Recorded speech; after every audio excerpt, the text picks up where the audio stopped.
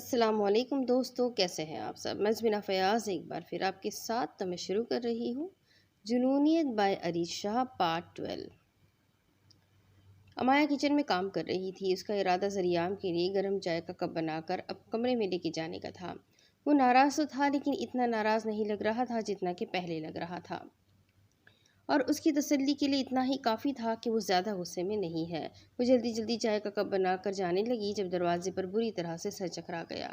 اس کے سامنے زمین آسمان گھوم کر رہ گیا تھا، لیکن نظر انداز کرتے ہوئے وہ جلدی سے سیڑھیاں چڑھنے ہی لگی تھی کہ اسے ایک بار پھر سے اس کا سر چکرانے لگا، اور اس بار اسے سیڑھیوں کی گرل کو تھام کر وہیں بیٹھنا پڑ گیا تھا۔ وہ اپنی طبیعت ضرورت سے زیادہ ہی خراب محسوس کر رہی تھی۔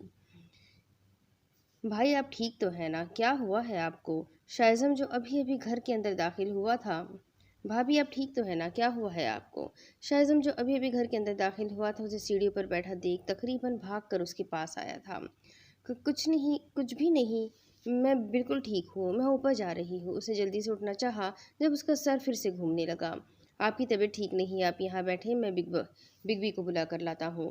وہ اسے وہیں بیٹھنے کا کہتا جلدی سے اس کے کمرے کی طرف بھاگا تھا، اور اگلے 2 منٹ میں ہی ذریعام اس تک پہنچ چکا تھا۔ کیا ہوا ہے تمہیں؟ کب سے چکر آ رہے ہیں؟ کب سے طبیعت خراب ہے تمہاری؟ وہ جلدی سے اس کے پاس بیٹھتے ہوئے اس کا ماتھا چیک کر رہا تھا۔ بخار تو نہیں تھا لیکن پھر بھی وہ ٹھیک نہیں لگ رہی تھی۔ بگ بی میں گاڑی نکالتا ہوں، اب جلدی سے بھابھی کو باہر لے کر آ جائیں، وہ ذریعام سے کہتا جلدی سے باہر کی طرف بھاگا، جبکہ ذریعام اس کی کسی بھی بات کو اہمیت دیے بنا وہ اس کا ہاتھ تھام کر اسے سہارا دیتا باہر لے گیا تھا۔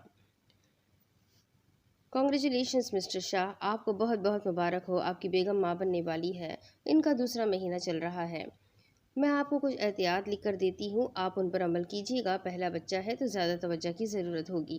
ڈاکٹر نے مسکراتے ہوئے ایک پرچی اس کے حوالے کی تھی، جبکہ ذریعام تو جیسے سکتے میں تھا، اسے سمجھ ہی نہیں آ رہا تھا کہ وہ کیا کہے۔ وہ اس کے ہاتھ سے پرچی تھام چکا تھا۔ کل رات امایا کا شرمانا، گھبرانا، اور پھر شاید اس نے اسی سلسلے میں فون بھی کیا تھا۔ وہ اسے یہی خوشخبری سنانا چاہتی تھی، لیکن ذریعام کے چہرے پر اس خبر کو سن کر کسی طرح کی کوئی خوشی نہیں آئی تھی۔ وہ باپ بننے والا تھا، اس کے وجود کا حصہ اس دنیا میں آنے والا تھا، لیکن اس کے چہرے پر تو جیسے چپ ہی لگ گئی تھی۔ ڈاکٹر نے بھی شاید اس کی خاموشی کو محسوس کر لیا تھا۔ جتنی خوشی سے اس نے یہ خبر اسے سنائی تھی، دوسری طرف سے اتنا ہی ٹھنڈا رسپانس اسے ملا تھا۔ ڈاکٹر بنا کچھ بھی کہے امایا کو باہر آنے کا اشارہ کر چکی تھی۔ پہلا بچہ تو کسی بھی شادی شدہ جوڑے کے لیے بہت خوشی کا باعث بنتا ہے، لیکن شاید آپ ابھی باپ بننے کے لیے تیار نہیں تھے۔ لیکن اس نوازنے والی ذات نے آپ کے لیے یہی وقت مقرر کیا ہے۔ ڈاکٹر نے اس کی خاموشی کو محسوس کر کے اسے اس خبر کی اہمیت کا احساس دلایا تھا، جبکہ ڈاکٹر کی بات پر وہ بھی ذریعام کی چہرے پر خوشی کھوجنے کی کوشش کر رہی تھی، لیکن وہ اسے باہر آنے کا اشارہ کرتا خود باہر نکل گیا تھا، جہاں شائزم ان کا انتظار کر رہا تھا۔ آؤ احرم، اندر آؤ، یہ تمہارا گھر ہے، مطلب آج سے یہ ہمارا گھر ہے۔ یہ میں نے خود اپنی محنت سے بنایا ہے، دن رات ایک کر کے میں نے اس گھر کی ایک ایک چیز خریدی ہے۔ میں نے اپنی زندگی میں جو کچھ کمایا ہے سارا اس گھر پہ لگایا تھا۔ مجھے اپنا گھر خریدنے کا بہت شوق تھا، مانا کہ بہت چھوٹا سا ہے تمہاری حویلی کے مقابلے میں تو بہت ہی چھوٹا ہے، لیکن میری حق حلال کی کمائی ہے، جیسا بھی ہے تم اسے قبول کر لو۔ وہ اس کا ہاتھ تھامے اسے ایک بہت لمبی بلڈنگ میں لے کر آیا تھا، اور پھر وہ دونوں لفٹ کے سہارے تقریباً کوئی 18ویں مالے پر پہنچے تھے، اور اسے مالے میں بھی اسے 3 سے 4 فلیٹ نظر آئے تھے، ان میں سے ایک فلیٹ اس کا تھا۔ اچھا ہے، واش روم کون سی سائڈ پہ ہے؟ وہ جو کب سے ہر طرف نظریں گھما رہی تھی اچانک سے بولی تو شام کے لبوں پر مسکراہٹ آ گئی۔ اس کے چہرے پر دنیا جہان کی معصومیت تھی۔ اسے لگا تھا وہ پھر سے اپنی بھرپور نفرت کا اظہار کرے گی، لیکن اس کا سوال الگ ہی تھا۔ اس طرف آؤ، میں تمہیں دکھاتا ہوں۔ مسکراتے ہوئے اسے ایک کونے کی طرف بنے واش روم کی طرف لے کر گیا۔ ایک واش روم یہاں ہے اور ایک ہمارے روم کے اندر، تم فریش ہو کر آ جاؤ، پھر میں تمہیں سارا گھر دکھاتا ہوں۔ وہ اسے یہ سب کچھ بتاتے ہوئے کافی خوش نظر آ رہا تھا۔ حرم بنا کچھ بھی بولے اس کے پیچھے پیچھے واش روم تک آئی، اور پھر اس سے پہلے کہ وہ اور کچھ کہتا وہ دروازہ بند کر چکی تھی۔ حرم جان، کون سے کاموں میں لگ گئی ہو؟ باہر آ جاؤ، میں نے تمہارے لیے چائے بنا دی ہے۔ وہ اسے واش روم تک چھوڑ کر خود کچن میں اس کے لیے چائے بنانے آ گیا تھا۔ वो लंबे सफ़र से वापस आई थी तो यकीनन थकावट महसूस हो रही थी, और अब चाय बनाकर जब वो बाहर लेकर आया तो देखा कि हरम अभी तक नहीं निकली। उसने दरवाजे पर दस्तक दी थी। जब अगले ही लम्हे वो दरवाज़ा खोलकर बाहर निकल आई, उसका मुंह सूजा हुआ था। यकीनन उसकी यह हरकत उसे पसंद नहीं आई थी। वॉशरूम में इंसान किन कामों के लिए जाता है, क्या आपको नहीं पता? मैं क्या जब भी वॉशरूम जाऊंगी आप ऐसे ही दरवाज़ा नॉक करने लग जाएंगे?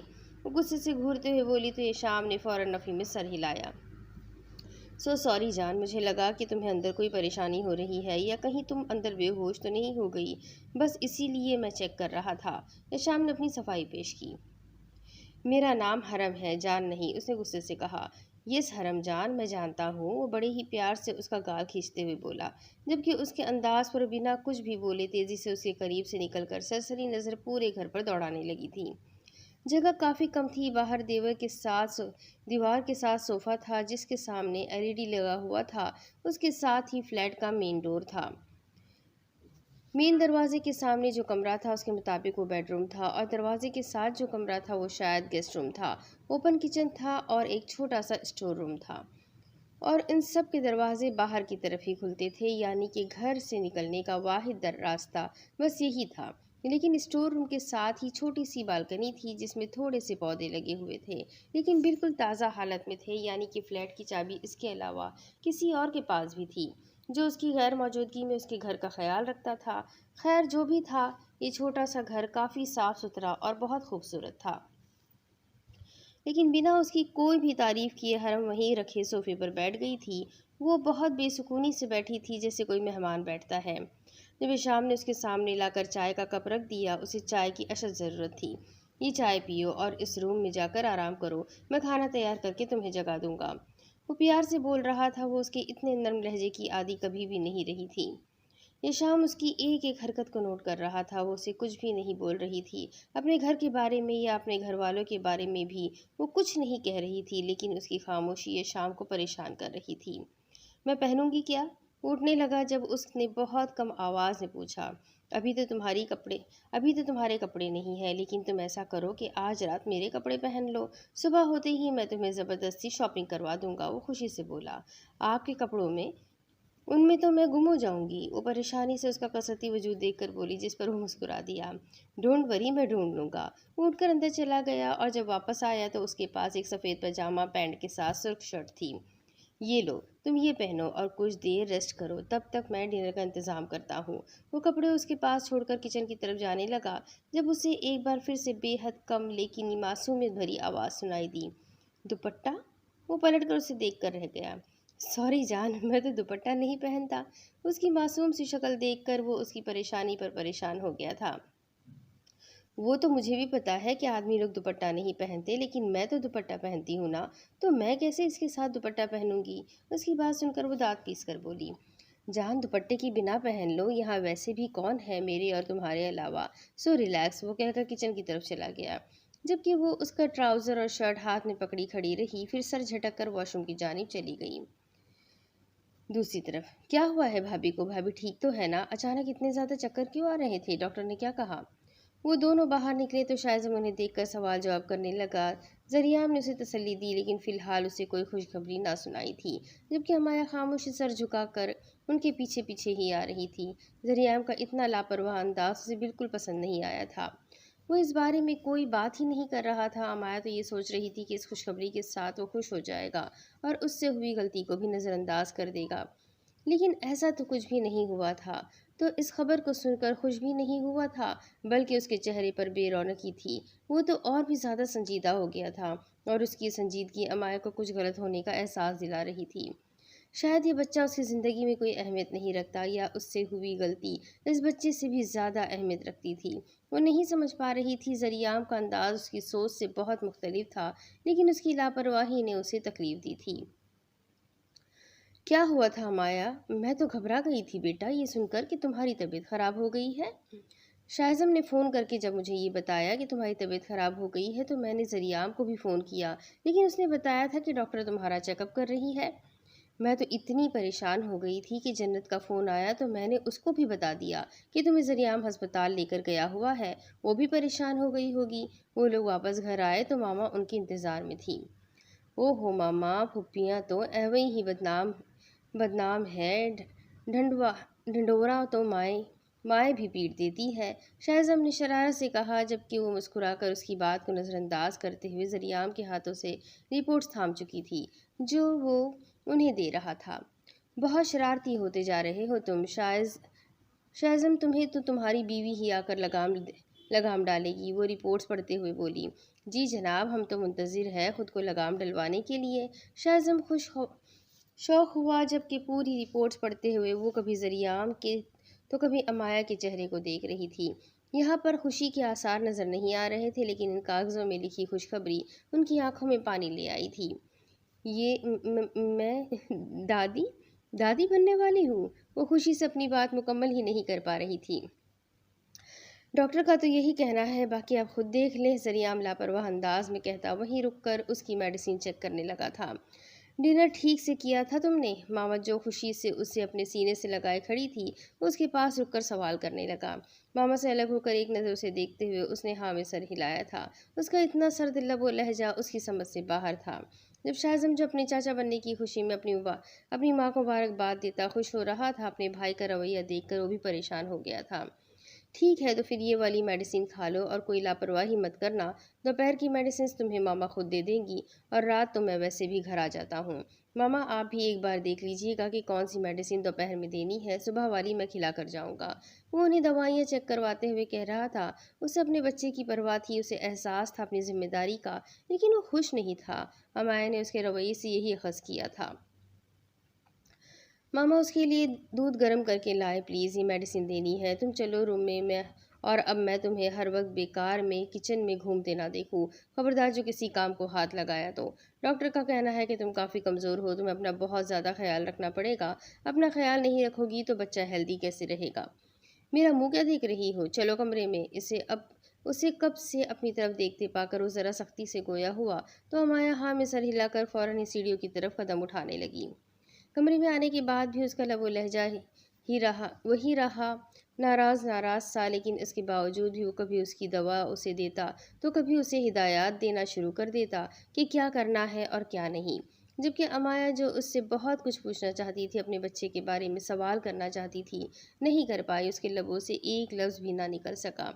وہ خوش تھا یا نہیں وہ نہیں جانتی تھی، لیکن اسے اس بات کا احساس تھا کہ وہ بچہ اس کا ہے، اور جس طرح سے وہ اس کی پرواہ کر رہا تھا، یقیناً وہ اس بچے کو دنیا میں بھی لانا چاہتا تھا، لیکن اس کا روکھا سوکھا سا رویہ اس کی خوشیاں چھین رہا تھا۔ وہ اس کے سینے سے لگنا چاہتی تھی، اس کو مبارکباد دینا چاہتی تھی، لیکن وہ تو جیسے اس سے میلوں دور ہو گیا تھا۔ دوسری طرف، تمہارا دماغ خراب ہو گیا ہے کیا؟ جب ہم تمہیں پہلے ہی بول چکے ہیں کہ ہم تمہاری عزت کو پورا نہیں کر سکتے تو بار بار روز ایک ہی بات کرنے کیوں یہاں پر آ جاتے ہو تم؟ ہم تمہاری یہ بات نہیں مان سکتے ذریعام، چاہے دنیا ادھر کی ادھر ہو جائے، لیکن پھر بھی ہمارا جواب یہی رہے گا کہ ہم اس کو بہو قبول نہیں کریں گے۔ وہ ماں بننے والی ہے دادا جان، وہ میرے بچے کو اس دنیا میں لانے والی ہے، میرے وجود کے حصے کو اپنے وجود میں پروان چڑھا رہی ہے۔ آپ اپنی ضد چھوڑ دیں دادا جان، مجھے میرا بچہ بہت عزیز ہے، اسے میرے نام کی ضرورت ہے، میں پوری دنیا میں اسے اپنی بیوی کے طور پر متعارف کروانا چاہتا ہوں۔ دادا جان، ونی کی کوئی اوقات نہیں ہوتی، وہ میرے بچے کو جنم دے کر بھی ایک ونی ہی رہے گی، وہ کسی کی نظروں میں معتبر نہیں ہوگی، اس کی کوئی عزت نہیں ہوگی، کوئی پہچان نہیں ہوگی، میرا بچہ ناجائز کہلائے گا۔ دادا جان، میں آپ کے سامنے ہاتھ جوڑتا ہوں، اپنی ضد چھوڑ دیں۔ پہلی بار وہ کسی کے سامنے ہاتھ جوڑ کر کھڑا تھا، لیکن دادا جان تو ظالم سفاک بنے اس کی ہر بات کو نظر انداز کر رہے تھے، جیسے اس کی تکلیف ان کے لیے کوئی اہمیت ہی نہیں رکھتی۔ ٹھیک ہے، ہم تمہاری بات ماننے کو تیار ہیں، لیکن ہماری ایک شرط ہے، ہم اس لڑکی کو تمہارا نام دینے کے لیے تیار ہیں، اس کے بچے کو اس خاندان کا وارث قبول کرنے کو بھی تیار ہے، لیکن تمہیں ہماری ایک بات ماننی پڑے گی۔ مجھے آپ کی ہر شرط منظور ہے دادا جان، آپ جو کہیں گے میں وہ کروں گا، بس میری اس بات کو مان لیجیے، میں اپنے بچے کو ناجائز نہیں کہلوا سکتا، مجھے میرے بچے کو اپنا نام دینا ہے، لڑکی کو اپنا نام دینا ہے۔ میں اس لڑکی کے ساتھ کسی طرح کی کوئی ناانصافی نہیں کر سکتا، مجھے اس کے ساتھ ایک بہت صاف ستھری زندگی گزارنی ہے، میں ان سب ٹینشنوں سے دور ہو جانا چاہتا ہوں۔ باقر کے قاتل کو تلاش کرنا میرا فرض ہے اور میں اپنا فرض ضرور نبھاؤں گا، لیکن ان سب چیزوں میں اس لڑکی کی ذات بے مول ہو رہی ہے، وہ بے قصور ہے دادا جان، اس کا کوئی قصور نہیں ہے۔ امید کی کرن نظر آتے ہی وہ ان سے کہنے لگا، لیکن دادا جان کی اگلی بات سے اس کے پیروں تلے سے زمین نکل کے رہ گئی تھی۔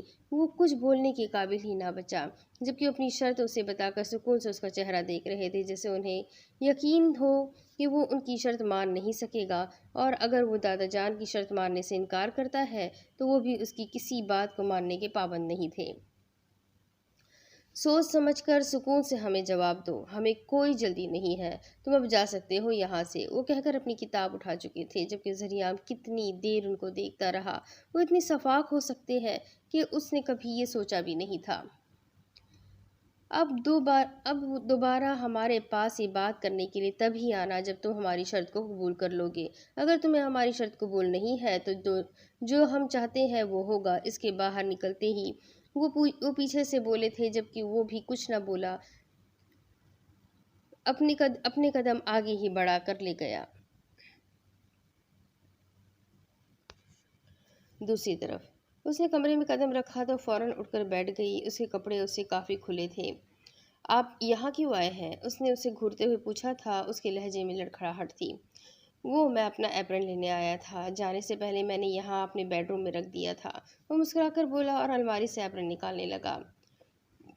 آپ ایک ہی بار ساری چیزیں نکال کر لے جائیں، یوں بار بار میری نیند خراب ہوتی ہے۔ اسے دیکھتے ہوئے بولی، شاید وہ اسے یہ بتانا چاہتی تھی کہ وہ اس کی شکل نہیں دیکھنا چاہتی یا اس سے دوری بنا کر رکھنا چاہتی ہے، لیکن نہ تو بدتمیز تھی اور نہ ہی منہ پھٹ، اور اپنے معصومانہ انداز میں وہ کسی بھی طرح کی سختی لانے میں بھی ناکام ہو رہی تھی۔ اوکے جان، اب میں تمہیں بالکل ڈسٹرب نہیں کروں گا، میں ساری چیزیں لے کر جا رہا ہوں، مسکراتے ہوئے بولا تھا۔ آپ سوئیں گے کہاں؟ نہ جانے کیوں اس کے دماغ میں یہ سوال آیا تو اس نے فوراً پوچھ لیا۔ غالباً یہ میرا ہی بیڈ روم ہے، اور جیسے اس کی معلومات میں وہ اضافہ کر رہا تھا، تو میرا بیڈ روم کون سا ہے؟ مجھے کیوں لے کر آئے ہیں آپ یہاں؟ وہ اسے گھورتے ہوئے بولی۔ وہ اس کے ساتھ کسی طرح کی کوئی بدتمیزی نہیں کر رہی تھی، شاید ابھی تک وہ اس کے ٹیچر والے رعب میں تھی۔ تمہارا بیڈ روم بھی یہی ہے جان، تم یہیں پر سوؤ گی؟ وہ اس کی ہر بات کا جواب بہت نرمی اور محبت سے دے رہا تھا۔ لیکن میں تو اکیلے سوتی ہوں، مجھے میرا اپنا بیڈ روم چاہیے، میں اکیلی سوؤں گی۔ وہ اٹھ کر کھڑی ہو گئی تھی، جبکہ اس کے کھلے کھلے کپڑوں میں اپنا پرانا اسکارف کیے وہ بہت پیاری لگ رہی تھی۔ کوئی مسئلہ نہیں، میں دوسرے روم میں سو جاؤں گا، تم یہاں آرام کرو، بالکل اکیلی، میں تمہیں ڈسٹرب نہیں کروں گا۔ ہاں، بس یہاں موجود باقی لوگ تمہیں تنگ نہ کرے تو کوئی مسئلہ نہیں ہوگا۔ وہ پرسکون سا کہہ کر کمرے سے نکلنے لگا۔ باقی لوگ کون؟ اس نے جلدی سے سوال کیا۔ ارے کوئی نہیں، تمہیں نظر نہیں آئیں گے۔ عزمی نام تھا میرے خیال میں اس عورت کا جو مجھ سے پہلے اس گھر میں رہتی تھی، اس کی لاش یہاں ملی تھی۔ اس کے بعد اس گھر کو جتنے بھی لوگوں نے خریدا وہ ان کو تنگ کرتی رہتی تھی، اور کبھی کبھار تو مجھے بھی۔ خیر، تمہیں پریشان ہونے کی ضرورت نہیں، وہ تمہیں بالکل ڈسٹرب نہیں کرے گی، میں تو کافی عرصے سے یہاں رہ رہا ہوں۔ تم میں کیا اس کی پھوپھو کی بیٹی ہو جو مجھے بالکل تنگ نہیں کرے گی؟ وہ جلدی سے اس کے پاس آئی تھی۔ تم کیا ڈرتی ہو ایسی چیزوں سے؟ وہ اسے دیکھتے ہوئے پوچھنے لگا۔ نہیں تو میں تو نہیں ڈرتی، میں بہت بہادر ہوں۔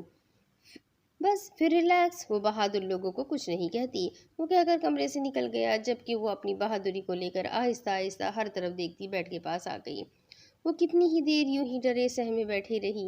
اسے ایسا محسوس ہو رہا تھا جیسے اس کمرے میں اس کے علاوہ بھی کوئی موجود ہے۔ پہلے تو کتنی ہی دیر اپنے ڈر کو کنٹرول کرنے کی کوشش کرتی رہی۔ وہ اس شخص کے سامنے خود کو اتنا کمزور اور ڈرپوک ثابت نہیں کرنا چاہتی تھی، لیکن وہ تھی تو ڈرپوک، اور اس بات کو وہ خود بھی قبول کرتی تھی، تو اپنے آپ کو مزید ڈرپوک ظاہر کرنے کے لیے وہ تیار ہو گئی۔ حرم جلدی سے اٹھ کر کمرے سے باہر نکلی اور دروازہ بھی بند کر دیا، جیسے چڑیل اس کے پیچھے پیچھے ہی باہر آ رہی ہو اور اس کے دروازہ بند کرنے دینے سے وہ باہر نہ آ سکے گی۔ دروازہ بند کر دینے سے وہ باہر نہ آ سکے گی۔ اسے چڑیل کو کمرے میں بند کر کے سکون کا سانس لیا اور تیز تیز قدم اٹھاتی کچن کی طرف جھانک کر دیکھنے لگی۔ وہ کسی ماہر شیف کی طرح تیز تیز کھانا بنانے میں مصروف تھا۔ وہ وہیں کھڑی اسے دیکھتی رہی۔ کیا اس سے اس کے پاس جانا چاہیے یا نہیں؟ نہیں، وہ خود ہی فیصلہ کر کے کتنی دیر یوں ہی کھڑی رہی۔ اس نے بلو جینز کے اوپر وائٹ کلر کی سادہ سی سلیو لیس بنیان پہن رکھی تھی کہ جس کے اوپر اس نے ایپرن باندھا ہوا تھا، اور اس کے ہاتھوں کی حرکت سے ایسا محسوس ہو رہا تھا کہ وہ کھانا بنانے میں کافی زیادہ ماہر ہے۔ کچن سے آتی کھانے کی مزیدار خوشبو اس کے پیٹ میں چوہے دوڑانے کا کام کر رہی تھی۔ چڑیل کے ڈر سے نکل کر اب اسے اپنے پیٹ کی فکر ہونے لگی۔ لیکن جب تک وہ خود کھانا بنا کر اسے کھانے کے لیے نہ بلائے وہ کیسے جا سکتی تھی؟ آخر مینرز بھی تو کوئی چیز ہوتے ہیں نا۔ وہ سوچ کر صوفے پر ہی ٹک کر بیٹھ گئی۔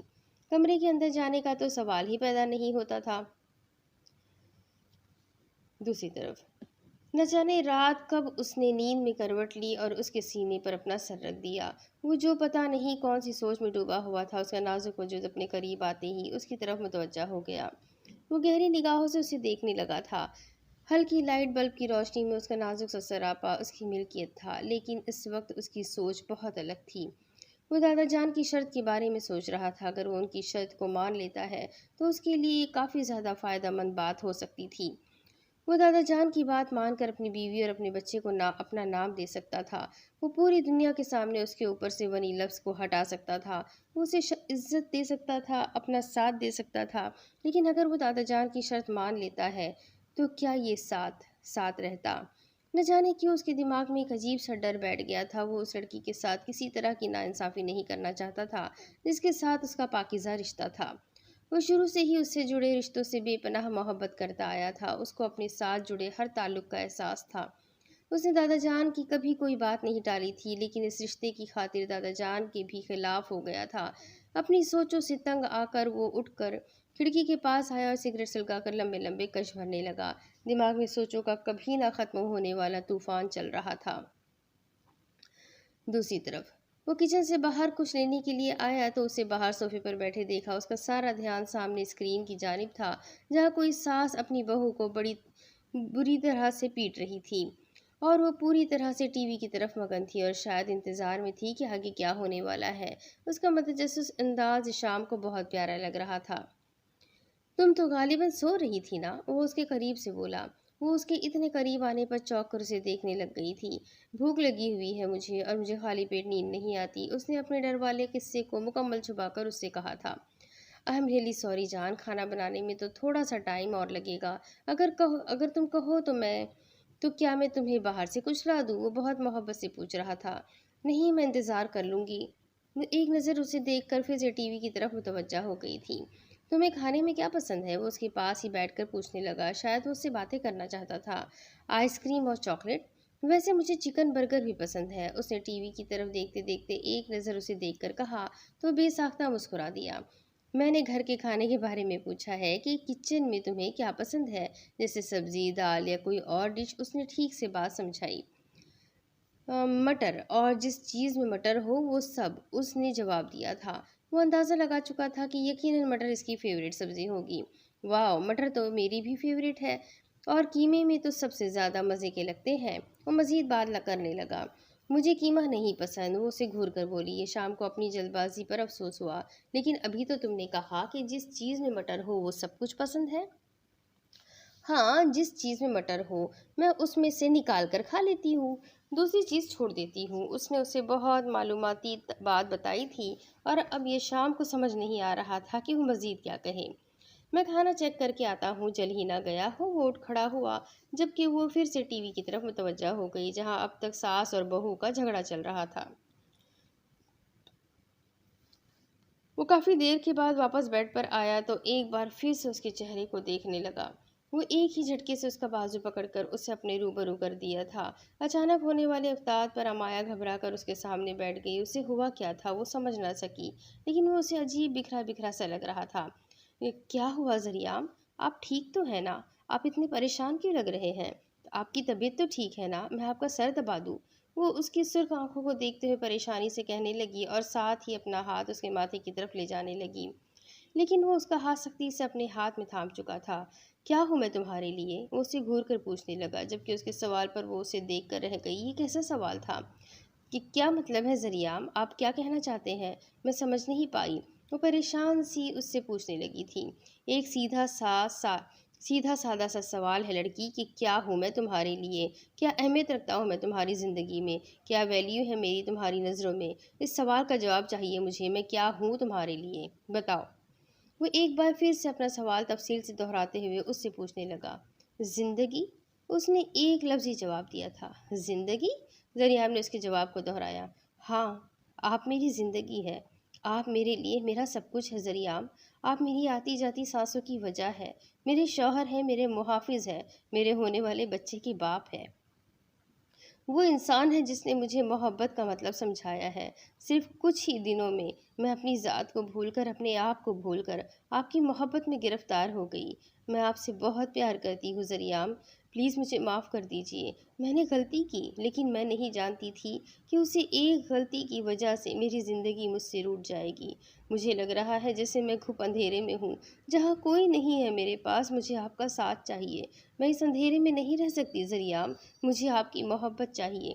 میں جانتی ہوں میں آپ کی زندگی میں زبردستی داخل کی گئی لڑکی ہوں، شاید آپ مجھ سے کبھی بھی محبت نہ کر سکے، لیکن آپ میرے لیے میری پہلی اور آخری محبت ہے۔ میں آپ کے بنا سانس نہیں لے سکتی، جینا تو بہت دور کی بات ہے۔ وہ آنسو بہاتے ہوئے اس سے بول رہی تھی جب ذریعام نے اگلے ہی لمحے اس کے نازک سے وجود کو کھینچ کر خود میں بھیج لیا، اور پھر کتنی ہی دیر اسے یوں ہی اپنے سینے سے لگائے بیٹھا رہا۔ دوسری طرف وہ دونوں کھانا کھا رہے تھے۔ اس کے ہاتھ سے بنا کھانا کافی زیادہ مزیدار تھا۔ حرم تو پہلی ہی دفعہ اس کے کھانے کی فین ہو گئی تھی۔ کھانے میں مٹر نام کی کوئی چیز نہیں تھی، لیکن اس کے باوجود بھی کھانا اسے پسند آ رہا تھا۔ شام کے لیے یہ بات بہت اہمیت رکھتی تھی۔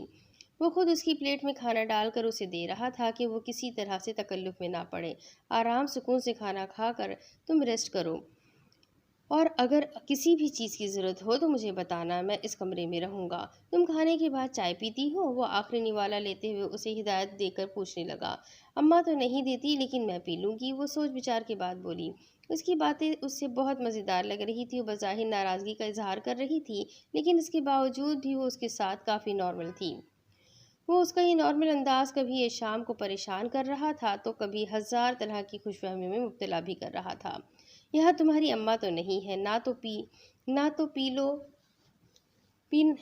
اماں تو نہیں ہے نا، تو پی لو یار، میں بھی پیتا ہوں، مجھے رات کی چائے کے لیے پارٹنر چاہیے۔ وہ مسکرا کر برتن اٹھاتے ہوئے کچن کی طرف آیا تو وہ بھی اس کے پیچھے ہی آ گئی، کیونکہ اندھیرے کے ساتھ ساتھ اس کا ڈر بھی بڑھ رہا تھا۔ میں اس والے کمرے میں نہیں سوؤں گی، دوسرے والے کمرے میں سوؤں گی، اس نے فیصلہ کرتے ہوئے بتایا تھا، جس پر اس نے مسکرا کر ہاں میں سر ہلا دیا۔ تمہارا گھر ہے جان، تم جہاں بھی سونا چاہتی ہو سو جاؤ، مجھے کوئی اعتراض نہیں۔ تمہیں چائے بنانی آتی ہے؟ وہ اس کی بات کا جواب دیتے ہوئے سوال کرنے لگا۔ نہیں، مجھے نہیں آتی، میں نے کبھی نہیں بنائی۔ وہ اس کے پاس ہی رک گئی تھی۔ نہ جانے وہ کیوں چاہتی تھی کہ وہ سونے کے لیے نہ جائے، کیونکہ اگر وہ چلا جاتا تو اسے اکیلے رہنا پڑتا، اور جب تک اسے نیند نہیں آ جاتی تب تک ڈر سے تو یقیناً اس کی جان نکلنے والی تھی۔ میں وہ پوچھنا چاہتی تھی کہ وہ عظمیٰ کیا دن میں بھی یہیں پر ہوتی ہے؟ وہ چائے کا کپ تھامتے ہوئے پوچھنے لگی۔ تو یشام نے بڑی مشکل سے اپنی ہنسی کو ضبط کیا تھا۔ وہ ابھی تک عظمیٰ پر اٹکی ہوئی تھی، اور بیچاری عظمیٰ ہے کون یہ تو وہ خود بھی نہیں جانتا تھا۔ نہ جانے کیسے اس کے دماغ میں یہ نام آ گیا تھا اور اس نے کہہ دیا۔ وہ کہاں جانتا تھا کہ وہ اس عظمیٰ کو اصلی والی چڑیل ہی بنا لے گی۔ نہیں، وہ دن میں یہاں نہیں ہوتی، اسے بھی تو اپنے کھانے پینے کا انتظام کرنا ہوتا ہے نا، وہ صرف رات کو سونے کے لیے یہاں آتی ہے۔ وہ اسے باہر آنے کا اشارہ کرتے کہنے لگا۔ اوہ اچھا، حرم سمجھنے والے انداز میں صوفے پر بیٹھ گئی، جبکہ یہ شام اب ٹی وی کے چینل چینج کرتے ہوئے کچھ سرچ کر رہا تھا۔ وہ بھی اس کے ساتھ ہی بیٹھ گئی تھی۔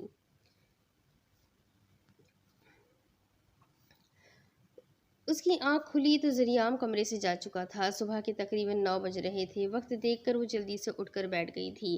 رات بھر وہ اس کے ساتھ رہا تھا، اسے اپنے قریب کیے، وہ اسے اپنے ساتھ کا احساس دلا گیا تھا۔ امایا اس کے سینے میں سر چھپائے اس کی شدتوں میں خود کو دنیا کی سب سے حسین لڑکی تصور کر رہی تھی۔ اپنے بچے کے حوالے سے اس نے اس سے کوئی بات نہیں کی تھی، لیکن اس نے اس سے اپنی اہمیت پوچھی تھی، اور جو جذبات اس کے دل میں تھے وہ امایا بیان کر گئی تھی۔ بچے کو لے کر وہ کیا سوچتا تھا کیا نہیں، یہ تو وہ نہیں جانتی تھی، لیکن شاید وہ خود اس کے لیے اہمیت رکھتی تھی۔ ساری رات اس کی باہوں میں اس نے اپنے آپ کو بہت قیمتی محسوس کیا تھا۔ وہ جلدی سے اٹھ کر فریش ہونے چلی گئی۔ وہ جلدی نیچے جانا چاہتی تھی، اس سے پہلے کہ ذریعام گھر سے نکل جائے۔ اس کے چہرے پر رات کے حسین لمحات کے عکس کو دیکھنا چاہتی تھی۔ اس نے ذریعام کا فیوریٹ کلر پہنا اور جلدی سے کمرے سے باہر نکل گئی۔ آج اسے کوئی ٹینشن نہیں تھی کہ اسے ناشتہ بنانا ہے یا سب کی خدمت کرنی ہے، کوئی اسے برا بھلا کہے گا یا کوئی اسے تھپڑ مارے گا۔ وہ ہر سوچ سے بالکل آزاد تھی، اسے صرف اپنے شوہر کو دیکھنا تھا۔ دوسری طرف کہاں جا رہے ہیں آپ؟ وہ چائے ختم کر کے برتن دھو کر واپس کمرے کی طرف جانے لگا۔ ٹی وی بھی آف ہو چکا تھا، جبکہ وہ اس کے سامنے کھڑی سوال جواب کر رہی تھی۔ یہ شام نے اپنے کمرے کی طرف اشارہ کیا، یقیناً وہ سونے جا رہا تھا۔ آپ سونے کے لیے جا رہے ہیں؟ گڈ نائٹ، وہ اس کے راستے سے ہٹتے ہوئے بولی تو یہ شام مسکرا کر گڈ نائٹ کہتا اپنے کمرے میں بند ہو گیا۔ دروازہ کیوں بند کر رہے ہیں آپ؟ وہ دروازہ بند کرنے ہی والا تھا کہ وہ ایک بار پھر سے اس کے سامنے آ گئی۔ کیونکہ میں سونے جا رہا ہوں۔ وہ اس کے ڈر کو بہت اچھے طریقے سے سمجھ گیا تھا۔ اگر مجھے کسی چیز کی ضرورت ہوئی تو وہ منہ پھلا کر بولی، تو تمہارا اپنا گھر ہے جان، تم لے لینا جس بھی چیز کی ضرورت ہو، کچن یہاں ہے، اگر رات کو بھوک لگے تو کچھ کھا بھی سکتی ہو، اگر ٹی وی دیکھنا چاہو تو یہاں بیٹھ کر جتنی مرضی دیر ٹی وی دیکھو، اگر کچھ پڑھنے کا دل کرے تو اسٹور روم میں کافی ساری کتابیں ہیں۔ آپ اپنے گھر آئے مہمانوں کے ساتھ ایسا سلوک کرتے ہیں، مطلب انہیں چھوڑ کر سونے کے لیے چلے جاتے ہیں؟ وہ اس کی باتوں کو نظر انداز کرتے ہوئے بولی، نہیں نہیں، مہمانوں کے ساتھ میں بہت اچھے طریقے سے پیش آتا ہوں، ان کی خدمت کرتا ہوں، لیکن میرے گھر میں مہمان بہت کم ہی آتے ہیں، اور میری جان جہاں تک تمہاری بات ہے، تم کوئی مہمان نہیں ہو، اس گھر کا اہم ترین حصہ ہو، اس گھر کی مالکن ہو، تم یہاں جو چاہے کر سکتی ہو، مسکرا کر کہتا دروازہ بند کر چکا تھا۔ لیکن اس کا جانا اس سے بالکل بھی اچھا نہیں لگا، اور ٹی وی کی آواز تھوڑی اونچی کر کے بیٹھ گئی۔ لیکن کافی دیر یوں ہی بیٹھے رہنے کے بعد بھی اس کا نازک سا دل اپنی نارمل اسپیڈ پر نہیں آیا تھا۔ اسے ٹی وی بند کرتے ہوئے اپنے کمرے کی طرف جانا چاہا اور آ کر بیڈ پر لیٹ گئی، لیکن اگلے 2 ہی منٹ میں اس کا ضبط جواب دے چکا تھا۔ وہ جلدی سے کمرے سے نکلتے ہوئے سامنے والے کمرے میں گھس گئی، اور نہ صرف کمرے میں گھس گئی بلکہ اس کے کمبل میں بھی گھس چکی تھی۔ وہ میری اماں کہتی ہے کہ شادی شدہ جوڑے ایک ساتھ سوتے ہیں، تو ہماری بھی تو شادی ہو گئی ہے نا۔ اس کا لب و لہجہ بہت معصوم تھا، اور وہ جو نیند میں ڈوبنے کی مکمل تیاری میں تھا، اس کی بات سن کر بے ساختہ مسکرا دیا۔ ہاں بالکل، وہ اس پر کمبل درست کرتے ہوئے دوسری طرف کروٹ لے چکا تھا۔ وہ اسے انکمفرٹیبل نہیں کرنا چاہتا تھا۔ اس کے اندر تک ایک سکون پھیل چکا تھا۔ وہ خود کو اس کی بیوی مانتی تھی، اور یہ چیز اسے سکون دے گئی تھی۔ امایا تیزی سے سیڑھیوں سے نیچے اتر رہی تھی۔ دوسری طرف جب ذریعام اسے باہر صوفے پر بیٹھا ہوا نظر آیا، وہ اپنے موبائل میں مصروف تھا۔ امایا تیز قدم اٹھاتی نیچے کی طرف جانے لگی۔ جب اپنے کمرے کے دروازے سے دادا جان نکل کر باہر آ گئے، اس نے اپنے قدم پیچھے ہی روک لیے تھے، کیونکہ وہ جانتی تھی کہ دادا جان اسے پسند نہیں کرتے ہیں۔ وہ ان کے سامنے بہت کم آیا کرتی تھی۔ تو کیا سوچا تم نے؟ ہمارا دیا ہوا وقت ختم ہو چکا ہے، ہمیں جواب چاہیے، وہ اس کے سامنے بیٹھ کر پوچھنے لگے تھے، جبکہ وہ بھی سیدھا ہو کر بیٹھ گیا تھا۔ میں نے بہت سوچا تھا دادا جان، اور پھر میں نے یہی فیصلہ کیا ہے کہ مجھے آپ کی بات مان لینی چاہیے۔ مجھے آپ کی نواسی ردم سے نکاح پر کوئی اعتراض نہیں ہے، وہ ہمارے خاندان کی بیٹی ہے، آپ کے لیے عزیز ہے، تو مجھے بھلا کیا اعتراض ہو سکتا ہے؟ آپ کی خوشی میں خوش ہوں، میں نکاح کے لیے راضی ہوں، آپ جب چاہیں میرا اس کے ساتھ نکاح کر دیں، اور امایا کو بھی کوئی مسئلہ نہیں ہوگا۔ اسے بھی عزت کی زندگی چاہیے، اور مجھے عزت کے ساتھ ساتھ آپ کی خوشی بھی، آپ جو کہیں گے وہی ہوگا، اس نے مسکراتے ہوئے ان سے کہا تھا۔ دادا جان تو جیسے حیرانگی سے اسے دیکھنے لگے، اور پھر اگلے ہی لمحے باہیں پھیلا کر اسے اپنے سینے سے لگا لیا، جبکہ سیڑھیوں پر کھڑی امایا کو لگا جیسے اس سے اس کی سانسیں تک چھین لی گئی ہو۔ کیا میں جان سکتا ہوں کہ اتنی پیاری لڑکی یہاں اکیلی کیوں بیٹھی ہوئی ہے؟ وہ اس کے سامنے والی سیٹ پر بیٹھتے ہوئے پوچھنے لگا تھا، جبکہ ساگر کو اس طرح خود سے بے تکلف ہوتے دیکھ پہلے تو ذرا سا گھبرائی، پر مسکرا کر بیٹھنے کی آفر کی تھی، حالانکہ وہ پہلے ہی بیٹھا تھا۔ جی دراصل آج غزل نہیں آئی تو اس لیے اکیلے بیٹھی ہوں، میری اور کسی سے دوستی نہیں ہے کلاس میں، اس نے بہت نرمی سے جواب دیا تھا۔ یہ تو پھر اچھا ہو گیا کہ آج غزل نہیں آئی، اسی لیے تھوڑی دیر ہم ایک دوسرے کے ساتھ بیٹھ کر بات کریں گے، اور ہو سکتا ہے ہماری دوستی بھی ہو جائے۔ بہت خوش اخلاقی سے بات کر رہا تھا۔ جی بات تو ضرور ہو جائے گی، لیکن شاید دوستی نہ ہو پائے، کیونکہ میں لڑکوں سے دوستی نہیں کرتی، ہمارے خاندان میں یہ اچھا نہیں سمجھا جاتا، اس نے لگی لپٹی رکھے بنا کہا۔ آپ صاف انداز میں بات کرتی ہیں، اور یقین کریں کہ یہ عادت مجھے پسند ہے۔ ساگر اس کے پاس بیٹھا مزید آگے پیچھے کی باتیں کرنے لگا، جبکہ شروع میں تو وہ اس کے ساتھ کافی پرتکلف رہی، لیکن آہستہ آہستہ اسے جاننے کے بعد وہ بھی کھل کر اس سے باتیں کرنے لگی تھی۔ اس کی پسند ناپسند اس سے بہت ملتی جلتی تھی۔ اس کی آنکھ کھلی تو وہ اس کے آس پاس کہیں بھی نہیں تھا۔ وہ جلدی سے اٹھ کر آگے پیچھے اسے تلاش کرنے لگی۔ مین دروازہ بند تھا، یعنی وہ کہیں جا چکا تھا۔ उज़्मा के पास छोड़कर, लेकिन उसने कहा था कि उज़्मा दिन में यहाँ नहीं होती, आखिर उसे भी तो अपने खाने पीने का इंतज़ाम करना होता है। लेकिन फिर भी वो उसे अकेले छोड़कर क्यों गया था? अपने पेट की फिक्र लगी तो वो किचन की तरफ आई, जहाँ उसने फ्रिज पर एक नोट लिखा हुआ नजर आया था। जल्दी से नोट उठाकर पढ़ने लगी थी। गुड मॉर्निंग जान, मैंने तुम्हारा नाश्ता बनाकर रख दिया है, ओवन में गर्म करके खा लेना। और फिक्र करने की ज़रूरत नहीं है, दिन में तुम्हें खाना देने के लिए मैं सयाम को भेज दूंगा। वापस नौकरी ज्वाइन की है तो थोड़ी सी सख्ती फेस करनी पड़ेगी, इसलिए तुम्हारे साथ दिन नहीं गुजार पाया। शाम को तुम्हें शॉपिंग पर लेकर जाऊंगा, तैयार रहना। एक स्माइल इमोजी बना हुआ था। वो नोट वापस फ्रिज पर लटका कर अपने लिए नाश्ता ढूंढने लगी, जिसके लिए उसे ज़्यादा मेहनत नहीं करनी पड़ी थी। सामने रखे नाश्ते को उठाकर उसे गर्म किया और फिर वापस बाहर आकर बैठ गई। टीवी ऑन करते हुए उसने अपनी पसंद का कोई चैनल लगाया और फिर आराम से बैठकर नाश्ता करने लगी थी। घर में सब लोग क्या कर रहे होंगे? क्या उन लोगों ने मुझे ढूंढा होगा, या दादा जान ने सबको बता दिया होगा कि उन्होंने मुझे यहाँ भेजा है? वो खुद से बातें करते हुए बोल रही थी। काश मैं घर पर किसी से बात कर सकती। आज सर वापस आएंगे तो उनसे कहूँगी कि मुझे अपने घर पर बात करनी है। क्या वो मुझे बात करने देंगे? वो सोचे जा रही थी, जबकि प्लेट में रखा नाश्ता भी वो मज़े से खा रही थी। उसने पहली बार किसी मर्द के हाथ से इतना मज़ेदार खाना खाया था।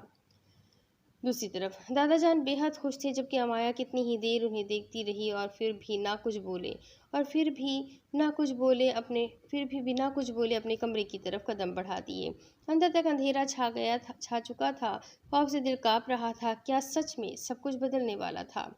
रात को जो जरियाम शाह उसके पास था, इस वक्त बाहर दादाजान के साथ खड़ा इंसान उसे बहुत अलग लग रहा था। वो इतना जल्दी बदल जाएगा, उसे ये रंग दिखाएगा, उसने कब सोचा था?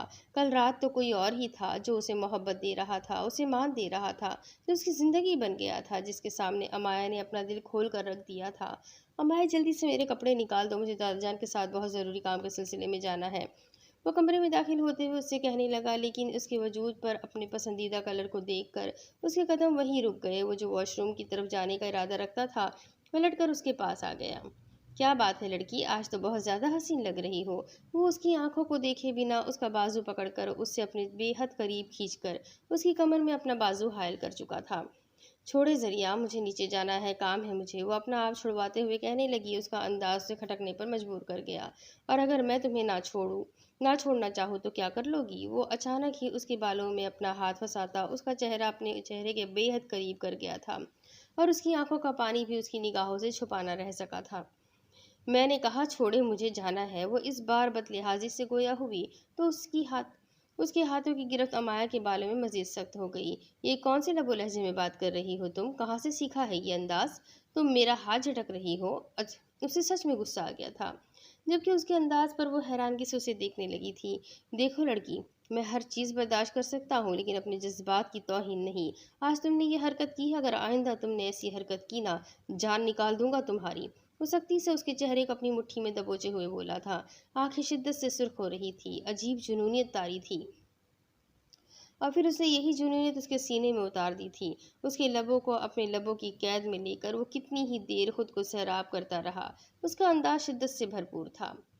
शायद वो खुद को झटकने की सज़ा दे रहा था। वो ज़रा सा उसे आज़ाद करके पीछे हटा, लेकिन उसकी कमर में अब तक उसका बाजू सख्ती से हायल था। उसके माथे पर अपना माथा टिकाते हुए वो कितनी देर आंखें बंद करके खड़ा रहा।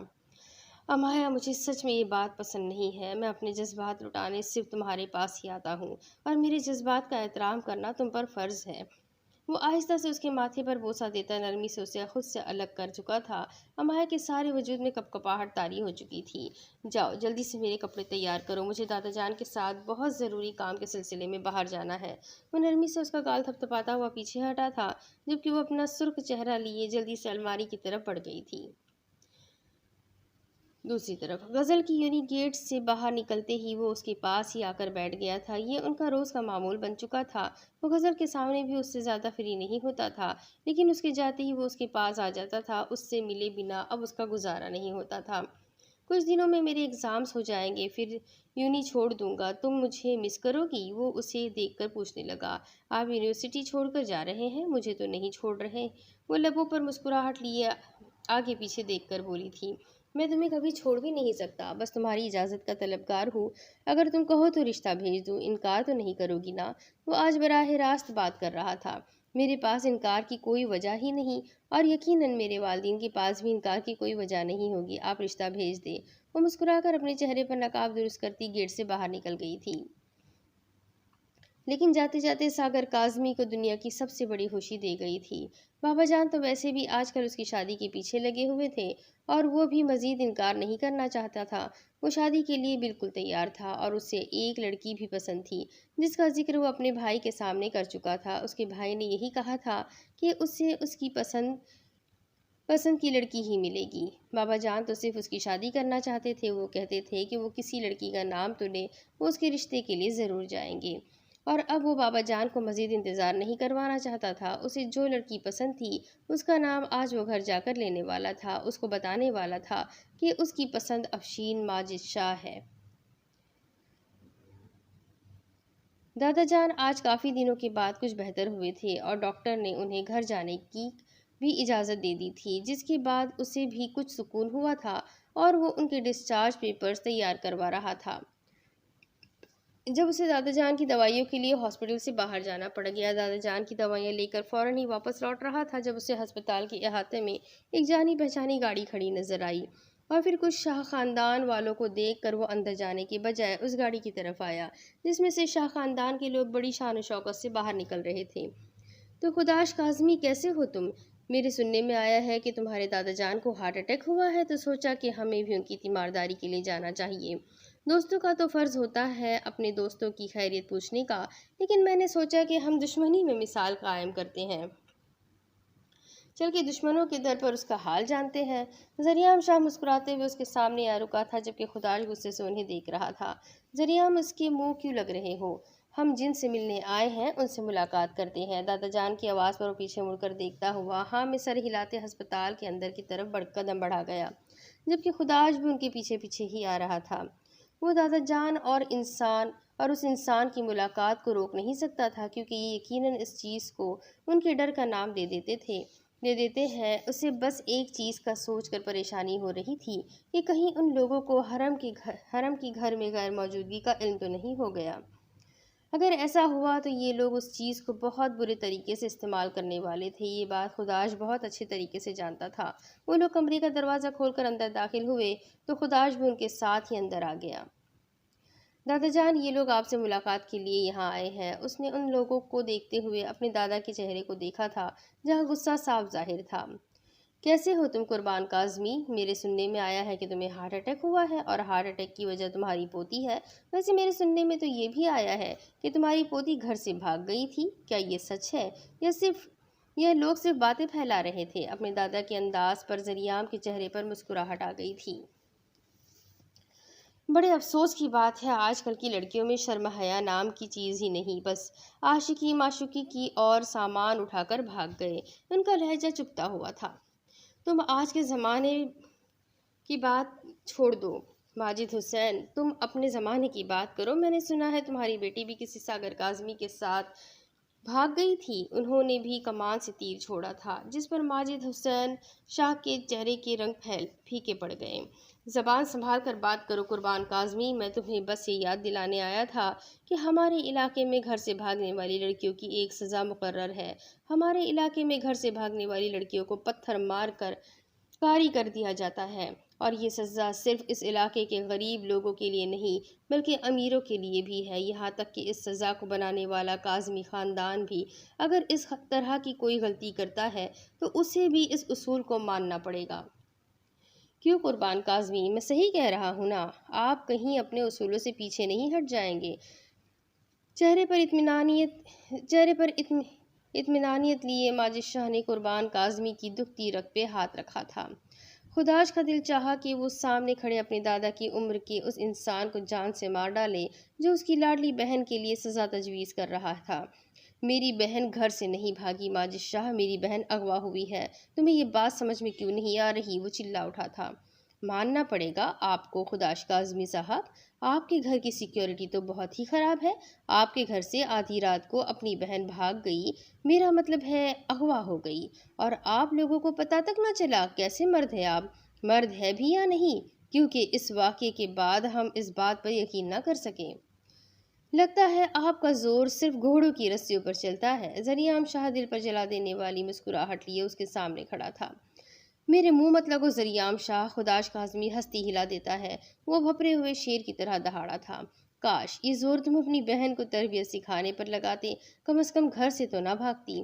وہ اس کے انداز پر گھبرائے بنا دل جلانے والی مسکراہٹ لیے بولا، خیر ہم تمہیں یہی بتانے آئے تھے، ہسپتال سے فارغ ہو کر ہم پنچایت بٹھائیں گے اور وہاں تمہاری پوتی کا وہی فیصلہ ہوگا جو اس گاؤں کے اصولوں کے مطابق ہوتا آیا ہے۔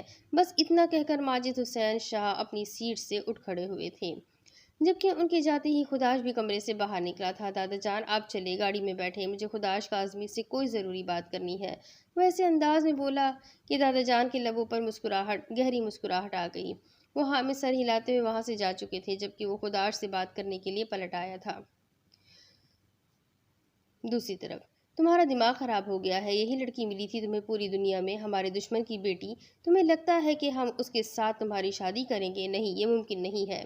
ماجد شاہ کی بیٹی سے شادی کے بارے میں سوچنا بھی نہیں، وہ ہمارے دشمن کی بیٹی ہے۔ اور تم کیسے بھول گئے ماجد شاہ کے بیٹے نے ہی تمہیں ہرایا ہے، تمہیں پوری دنیا کے سامنے شرمندہ کیا ہے۔ اس ہار کو بھول گئے ہو تم؟ آج 3 دن گزر گئے تھے۔ 3 دن پہلے اس نے افشین کے بارے میں گھر میں بتایا تھا۔ پہلے تو انہیں افشین کی معلومات لیتے ہوئے 2 دن گزر گئے، اور جب انہیں پتہ چلا کہ وہ کسی اور کی نہیں بلکہ ان کے سب سے بڑے دشمن کی بیٹی ہے تو اپنے بیٹے پر ہی بھڑک اٹھے۔ دشمنی ہماری ماجد شاہ سے ہے، اس کی بیٹی سے تو نہیں۔ میں اس کی بیٹی سے محبت کرتا ہوں۔ وہ افشین کے بارے میں کچھ نہیں سن سکتا تھا۔ وہ نفرت ماجد شاہ سے کرتا تھا، افشین سے نہیں۔ اپنے ذہن سے اس لڑکی کو نکالو، خبردار جو تم نے دوبارہ ہمارے سامنے اس کا نام بھی لیا۔ وہ غصے سے دہاڑ رہے تھے۔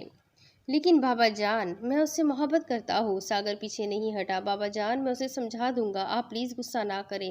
راحت کاظمی نے ان کے کندھے پر بازو پھیلاتے ہوئے انہیں ریلیکس کرنے کی کوشش کی تھی، جبکہ ساگر مزید رکے بنا تیزی سے گھر سے نکل گیا تھا۔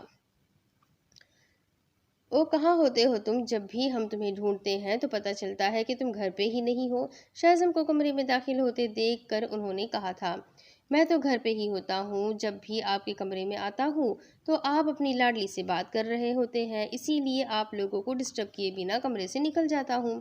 لیکن آج تو آپ کی مجھ سے بات ہوگی اور آپ مجھے یہ بتائیں گے کہ آپ کی نواسی اور آپ کی کہانی کیا ہے۔ کہانی بعد میں، پہلے یہ بتائیں کہ وہ محترمہ حویلی میں کب تشریف لا رہی ہے۔ میرا مطلب ہے کہ آپ اسے ہمیشہ اس حویلی سے دور ہی رکھیں گے؟ وہ ان سے سارے سوال کر چکا تھا جبکہ دادا جان کے چہرے پر مسکراہٹ آ گئی تھی۔ نہیں، وہ یہاں گھر لانے والی ہے، گھر آنے والی ہے بہت جلد۔ ہم اسے اس گھر کی دلہن بنا کر یہاں لے آئیں گے۔ ہم اس کی شادی ذریعام سے کر رہے ہیں اور ذریعام نے رشتے کے لیے حامی بھر دی ہے، اور ہمیں یقین ہے ہماری نواسی جلد ہی ذریعام کی زندگی سے امایا کو نکال کر باہر پھینک دے گی اور وہ ہمارے خاندان کی اصل بہو ہوگی۔ دادا جان اپنی دھن میں بولتے چلے جا رہے تھے جبکہ شاہزم کو لگا جیسے اس کی دنیا ہل گئی ہو۔ وہ تو ان سے کچھ پوچھنے کی بھی ہمت نہیں کر پا رہا تھا۔ کیا مطلب؟ دوسری طرف کیا مطلب ساگر؟ آپ کے بابا جان کو کیا مسئلہ ہے ہماری شادی سے؟ آپ تو کہہ رہے تھے کہ آپ جلد ہی میرے گھر رشتہ لے کر آئیں گے۔ وہ پریشانی سے اسے دیکھتے ہوئے بولی، مجھے خود بھی کچھ سمجھ نہیں آ رہا افشین۔ بابا جان بہت غصے میں تھے اور وہ کچھ کہتے کہتے خاموش ہو گیا۔ اور کیا ساگر، آپ خاموش کیوں ہو گئے؟ بتائیں مجھے۔ افشین، اصل میں ہمارے خاندانوں میں دشمنی ہے، اور یہ دشمنی کوئی آج یا کل کی نہیں بلکہ بہت سالوں پرانی ہے، مطلب ہمارے دادا کے دور کی ہے۔ یہ دشمنی چلتی چلی آ رہی ہے اور اب تک ان دونوں خاندانوں میں کسی طرح کی دوستی کی کوئی گنجائش کبھی نظر نہیں آئی۔ غلطی میری ہے، اصل میں خود بھی نہیں جانتا تھا کہ تمہارا تعلق شاہ خاندان سے ہے، اور میں نے کبھی جاننے کی کوشش بھی نہیں کی کہ تمہارا خاندان اور کیا ہے۔ اور اب میں یہ سب کچھ نہیں جانتی ساگر۔ آپ نے مجھ سے کہا تھا ہمارے نکاح میں کوئی مسئلہ نہیں ہوگا، تو اب آپ مجھے محبت کی سبز باغ دکھا کر یہ کیسی باتیں کر رہے ہیں؟ آپ مجھے خوفزدہ کر رہے ہیں۔ میں اتنی آگے آ کر اب واپس جانے کا تصور بھی نہیں کر سکتی۔ وہ پریشانی سے اسے دیکھنے لگی تھی جبکہ ساگر اسے اپنی بات سمجھا ہی نہیں پا رہا تھا۔ یہاں بات لڑائی جھگڑے کی نہیں بلکہ خاندانی دشمنی کی تھی۔ میری بات سنو افشین، میرے بابا اور تمہارے بابا ایک دوسرے سے نفرت کرتے ہیں، آج سے نہیں بلکہ سالوں سے۔ ان میں کبھی بھی دوستی نہیں ہو سکی اور ہم کوشش کرتے ہیں ان دونوں میں دوستی کروانے کی۔ کیا ہم اپنی محبت کے لیے چھوٹی سی کوشش بھی نہیں کر سکتے؟ وہ اسے سمجھانے والے انداز میں بولی۔ اس طرح کی کوئی بھی کوشش کامیاب نہیں ہوگی افشین۔ میں اپنے بابا کو بہت اچھے طریقے سے جانتا ہوں اور ان کی ضد اور غصے سے بھی واقف ہوں، تو پھر اس سب کا کوئی تو حل ہوگا نا؟ وہ پریشانی سے اسے دیکھتے ہوئے پوچھنے لگی تھی۔ اس چیز کا ایک حل تو ہے، لیکن یہ ہم دونوں کے لیے بہت مشکل ثابت ہو سکتا ہے۔ میں ایسی باتیں اپنے دماغ میں نہیں سوچنا چاہتا جو اس مسئلے کا حل ہے۔ آپ بات کو گھما پھرا کر مت کریں، مجھے صاف صاف بتائیں کہ ہمیں کیا کرنا ہوگا۔ اگر میں تمہیں یہ کہوں کہ اپنے خاندان، اپنے باپ بھائی سب کچھ چھوڑ کر میرے ساتھ چلو، تو میرے ساتھ چلنے کے لیے تیار ہو جاؤ گی؟ وہ اس کے دونوں ہاتھ امید سے تھامے بولا، لیکن افشین کے ہاتھ اس کے ہاتھ سے نکلنے میں چند ہی پل لگے تھے۔ یہ آپ کیسی باتیں کر رہے ہیں ساگر؟ ایسا ممکن نہیں ہے۔ میں اپنے گھر والوں کو دھوکہ نہیں دے سکتی۔ پہلے ہی اپنے گھر والوں سے چھپ کر آپ سے یوں ملاقات کر کے میں گناہ کر رہی ہوں۔ میں مزید گناہ گار نہیں ہونا چاہتی۔ تم پیچھے ہٹ رہی ہو؟ وہ اسے دیکھتے ہوئے سوال کرنے لگا۔ اس کا جواب افشین کے پاس نہیں تھا اور یہ ساگر بھی جانتا تھا۔ وہ خاموشی سے اس کے قریب سے اٹھ کر چلی گئی تھی۔ ساگر نے اسے روکا نہیں تھا۔ اب آگے۔ حرم ہر تھوڑی دیر کے بعد پورا گھر آ کر چیک کرتی تھی، کہیں کسی کونے میں عظمیٰ بیٹھ کر اسے دیکھ نہ رہی ہو۔ وہ یہ شام کی بات پر یقین کر رہی تھی کہ وہ دن میں گھر پر نہیں ہوتی، لیکن پھر بھی اندر کہیں نہ کہیں ڈر تو تھا ہی۔ شکر ہے ٹی وی پر کچھ اچھے چینلز آ رہے تھے، ورنہ پتہ نہیں آج کا دن وہ کس طرح سے گزارتی۔ آج وہ پہلی بار زندگی میں یوں اکیلے گھر پر رہی تھی۔ زندگی میں ایسا اتفاق نہیں ہوا تھا کہ اسے اپنے گھر پر اکیلے رہنا پڑا ہو۔ کوئی نہ کوئی ہر وقت اس کے آس پاس موجود ہی رہتا تھا۔ حویلی میں تو نوکروں کی بھی بڑی فوج تھی جو ہر وقت ان کے آمنے سامنے ہی رہتے تھے۔ ایسے میں اکیلے کسی جگہ پر رہنا حرم کو کافی ڈرا رہا تھا، لیکن پھر بھی وہ کافی بہادری کا مظاہرہ کرتے ہوئے ٹی وی کے سامنے بیٹھی تھی۔ جب دروازے پر دستک ہوئی، کہیں عظمیٰ گھر واپس تو نہیں آ گئی؟ اس کے دماغ میں کچھ کلک ہوا تھا، لیکن چڑیل دروازہ کھٹکھٹا کر کیوں آئے گی؟ اس نے اپنی سوچ کو سوال دیا۔ یقیناً کوئی انسان تھا، چڑیل کو کیا ضرورت تھی دروازہ کھٹکھٹانے کی؟ وہ اٹھ کر دروازے کے پاس آئی۔ کون ہے؟ اس نے دروازے سے دور رہ کر پوچھا تھا۔ دروازے پر ہاتھ بھی نہیں رکھا تھا، کہیں باہر کھڑا انسان بند دروازے سے ہی اس کا ہاتھ نہ پکڑ لے۔ میں ہوں سیام گڑیا، دروازہ کھولو۔ اسے دوسری طرف سے آواز آئی تھی اور آواز پہچانتے ہی اس نے پورا دروازہ کھول دیا تھا۔ السلام علیکم سر، کیسے ہیں آپ؟ مجھے تو پتہ ہی نہیں تھا کہ آپ بھی یہاں ہمارے ساتھ آئے ہیں۔ مجھے تو لگتا ہے آپ ایئرپورٹ پر صرف ہمیں ٹاٹا کرنے آئے تھے۔ اس کے چہرے پر کافی زیادہ جوش تھا اور اس کے معصومانہ انداز پر وہ مسکرا دیا تھا۔ نہیں، میں تم لوگوں کے ساتھ ہی آیا تھا، اسی فلائٹ میں جس میں تم تھی، لیکن تم سارے راستے روتی ہوئی آئی تھی، اسی لیے تم نے مجھے دیکھا نہیں۔ وہ اندر داخل ہوتے ہوئے ہاتھ میں پکڑا سامان سیدھا کچن میں لے کر گیا تھا۔ یہ کیا لے کر آئے ہیں؟ کیا میرے لیے کچھ ہے؟ اس نے پیکٹ سے خوشبو سونگھتے ہوئے کہا تو وہ وہاں میں سر ہلاتا پیزا نکال کر اس کے سامنے رکھ چکا تھا۔ یمی! آپ کو کیسے پتا مجھے چکن پیزا پسند ہے؟ وہ پلیٹ رکھتے ہوئے اس سے دیکھنے لگی تھی، چہرے پر ایکسائٹمنٹ تھی۔ گڑیا، مجھے تو یہ بھی پتا ہے کہ تمہیں مٹر پسند ہے، اور یہ بھی پتا ہے کہ جو چیز تمہیں کھانے میں پسند نہ ہو مگر اس میں مٹر ہو تو مٹر نکال کر تم کھا لیتی ہو۔ وہ ہنستے ہوئے بولا تو حرم کا منہ کھل گیا۔ یہ بات اسے کیسے پتا چلی تھی؟ یہ بات آپ کو کیسے پتا چلی؟ کس نے بتائی آپ کو؟ وہ حیرت کو چھپائے بنا پوچھنے لگی۔ عظمیٰ نے بتایا، وہ سرگوشی نما آواز میں بولی۔ اور عظمیٰ کو کس نے بتایا؟ اس نے بھی سرگوشی نما آواز میں پوچھا تھا، آنکھوں میں خوف لہرایا تھا۔ ہو سکتا ہے جب تم یہ بات کر رہی ہو تب عظمیٰ نے سن لیا ہو۔ کیا تم نے کل رات یہ بات کی تھی؟ وہ عجیب پراسرار انداز میں بول رہا تھا، جبکہ حرم نے زور زور سے ہاں میں سر ہلایا تھا۔ تو بس بالکل بے فکر ہو جاؤ، کل اس نے تمہاری باتیں سن لی تھی، ڈرنے یا گھبرانے کی ضرورت نہیں ہے۔ عظمیٰ تو تمہاری دوست ہے، تمہارے گھر میں رہتی ہے۔ وہ مزے سے پیزا کھاتے ہوئے بولا۔ میری کوئی دوست نہیں ہے، آپ کی ہوگی چڑیل دوست۔ مجھے چڑیلوں سے دوستی کرنے کا کوئی شوق نہیں ہے۔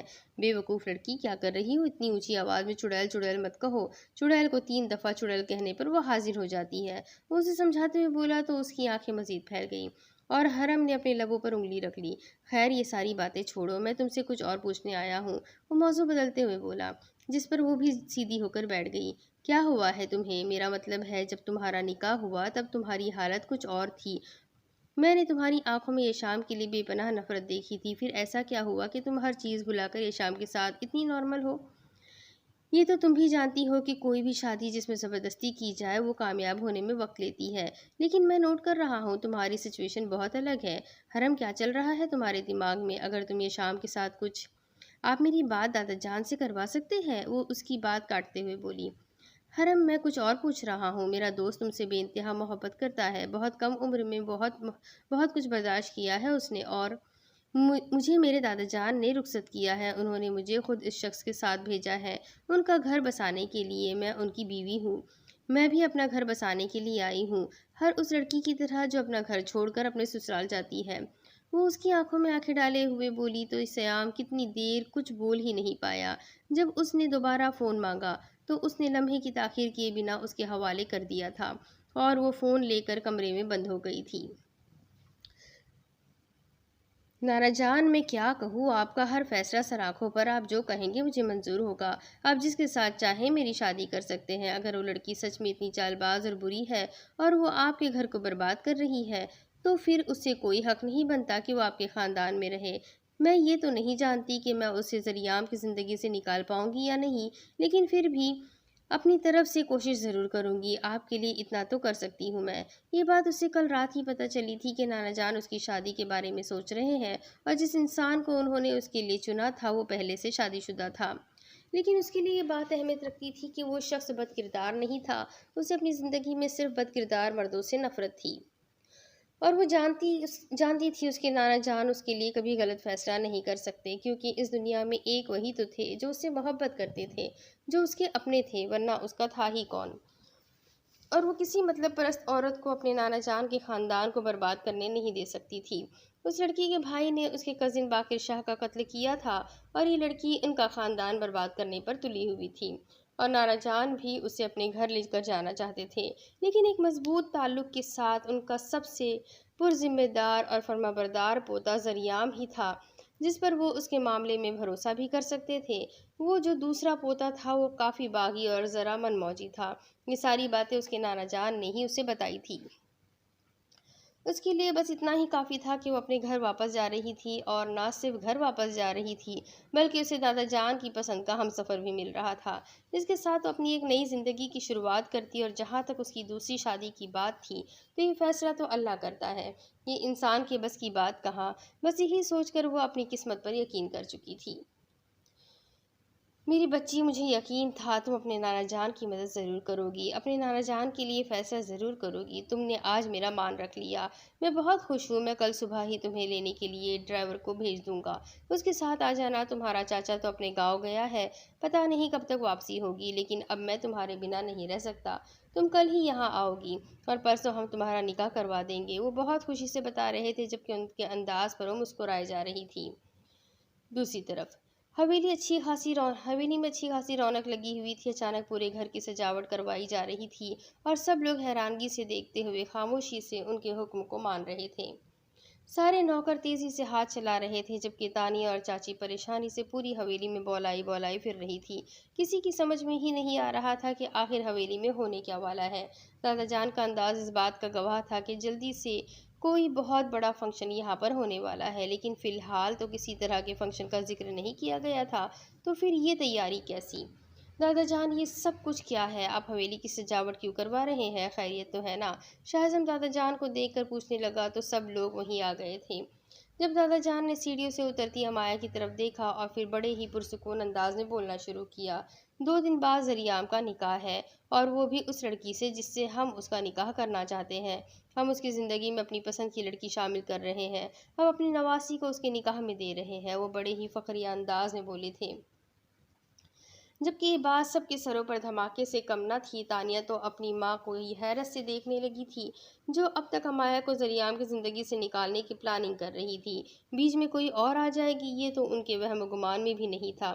جبکہ شاہ اعظم کل رات ہی اس بارے میں جان چکا تھا، وہ خاموشی سے اپنے کمرے کی طرف بڑھ گیا۔ اس کے دل کی دنیا ہی اجڑ کر رہ گئی تھی۔ خود کو 1000 بار یہ بات سمجھا چکا تھا کہ ردھم کے لیے اس کے جذبات صرف وقتی تھے، وہ خود کو منا نہیں پایا تھا۔ اس کا دل اس بات کو قبول کرنے کے لیے تیار ہی نہ تھا۔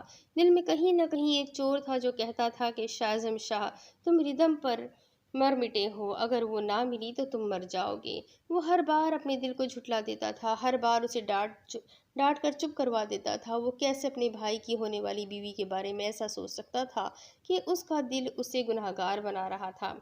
جبکہ باقی گھر والوں کا کیا حال تھا یہ تو وہی جانتے تھے۔ 2 دن میں نکاح تھا، مطلب کل تک ردم یہاں آ جائے گی اور پھر ہمیشہ کے لیے کسی اور کی ہو جائے گی۔ کتنا تکلیف دہ لمحہ تھا وہ، جس سے اس وقت وہ گزر رہا تھا۔ اب اس کے آگے کی کہانی میں آپ کو اگلی قسط میں سناتی ہوں کہ آگے کیا ہوگا۔ کیا ردم کا نکاح ذریعام سے ہو جائے گا؟ کیا وہ لوگ اس نکاح کو روک پائیں گے؟ پھر امایا کا کیا ہوگا؟ ذریعام آگے کیا کرے گا؟ یہ سارے سوالوں کے جواب جاننے کے لیے میرے ساتھ بنے رہیں۔ اگلی قسط میں پھر ملیں گے، تب تک کے لیے چینل کو سبسکرائب کر دیں، ویڈیو کو لائک کر دیں۔ ویڈیو پسند آتی ہے تو اپنے کانٹیکٹس میں شیئر ضرور کریں۔ اپنا سپورٹ میرے ساتھ قائم رکھیں۔ اگلے ویڈیو میں ملتے ہیں، تب تک کے لیے اپنا خوب سارا خیال رکھیں، مجھے بھی دعاؤں میں یاد رکھیں۔ اللہ حافظ۔